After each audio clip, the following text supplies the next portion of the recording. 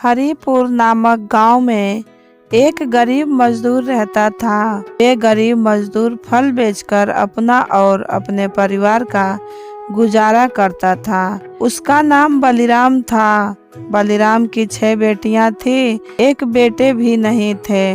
बलिराम की 6 बेटियां धीरे धीरे बड़ी हो गईं और अब बलिराम की जिम्मेदारियां और भी बढ़ जाती हैं।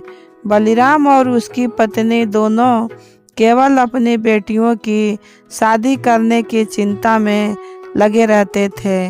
बलिराम इतना गरीब था कि वे 6 बेटियों की शादी नहीं कर सकता, लेकिन फिर भी उसने गांव के सरपंच और कुछ रिश्तेदारों के मदद से धीरे धीरे अपनी 4 बेटियों की शादी कर देता है और चारों अपने ससुराल चली जाती हैं। अब बस उनकी 2 बेटियां रह जाती हैं और बलिराम दिन रात मेहनत करके उधार पैसों को चुकाने में लगा रहता है।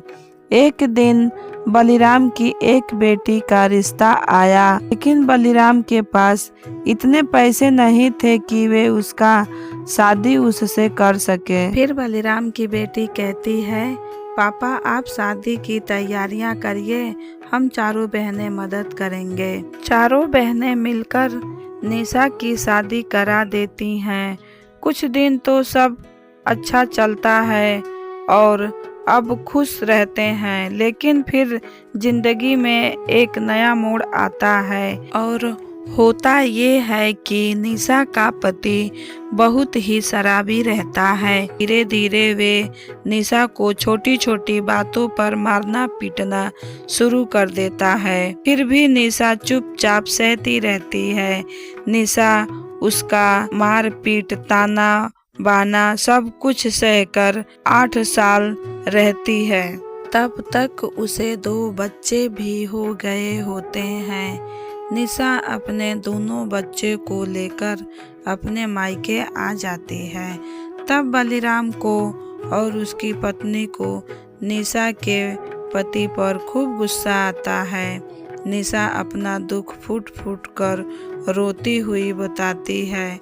बलिराम कहता है, अब से तुम वहाँ कभी मत जाना, तुम यहीं रहो मेरे पास। तब से निशा भी अपने पापा के पास घर रहने लगती है और बलिराम ने अभी अपने छोटी बेटी की शादी नहीं किया रहता। फिर दोनों बहनें अपने माँ बाप के पास ही रहा करती थीं। निशा बहुत समझदार भी थी और वे अपने माँ बाप के सर पे बोझ नहीं बनना चाहती थी।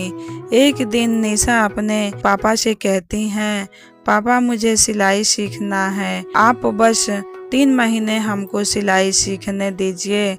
जब हम सिलाई सीख लेंगे तो हम भी कुछ पैसा कमाएंगे।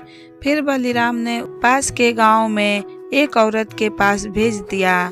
फिर निशा ने कष्ट सह सह के ही सिलाई करके कुछ पैसे कमाती थी। फिर अपने छोटी बहन की शादी भी सब मिलकर कर देते हैं और वो अपने ससुराल चली जाती है और अपने ससुराल में खुश रहने लगी और गरीब मजदूर अपनी पत्नी और 5वीं बेटी निशा के साथ रहने लगा। और गरीब मजदूर की 5वीं बेटी निशा बहुत ही समझदार थी। वे अपने माता पिता को कष्ट में नहीं देख सकती। तब उसने फैसला किया कि हम शादी नहीं करेंगे और हम अपने माता पिता की सेवा करेंगे। तब गरीब मजदूर की बेटी खुद दूसरे के पास जाकर काम करने लगी और अपने माता पिता को बोली, पिताजी आप अब घर रहिए माँ के साथ, हम आप। तब गरीब मजदूर रोने लगा।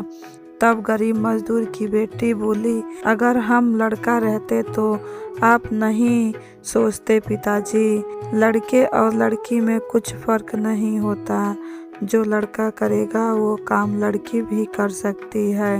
और अपने गरीब बाप की आंसू पोंछी और अपने माँ बाप के साथ खुश रहने लगी।